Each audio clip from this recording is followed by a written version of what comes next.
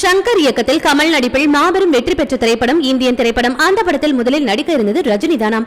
சங்கர் இந்த கதையை எழுதும்போது அவர் மனதில் ரஜினியை வைத்துக் கொண்டு மட்டும்தான் முழு கதையும் எழுதியிருக்கிறார். அதன் பிறகு ரஜினியிடம் இதை போய் சொல்ல இந்த கதையில் ரஜினிக்கு அந்த அளவுக்கு ஆர்வம் இல்லையாம். அதன் பிறகு இந்தியன் படத்தை எடுத்து முடித்துவிட்டு ரஜினியை பார்க்க வர சொல்லியிருக்கிறார் சங்கர். படத்தை பார்த்துவிட்டு ரஜினி ஓடோடி வந்து சங்கரை கட்டி அணைத்து இப்படி ஒரு ஸ்கிரிப்டை இந்த அளவுக்கு எடுப்பீர்கள் என்று நினைத்தால் நான் இந்த படத்தை தவற விட்டிருக்க மாட்டேன் என அவருடைய வருத்தத்தை கூறினாராம்.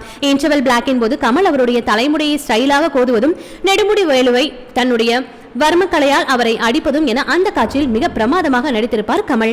ஆனால் அதை ரஜினியின் மனதில் வைத்துக் கொண்டு மட்டும்தான் சங்கர் எழுதியிருக்கிறார் என்பது கமலுக்கு தெரியாது. இருந்தாலும் அந்த காட்சியில் ரஜினியை மிஞ்சிய ஸ்டைலில் கமல் நடித்திருந்தது அவ்வளவு பிரமாதமாக இருந்தது என ஒரு பேட்டியில் சங்கர் கூறியிருக்கிறார்.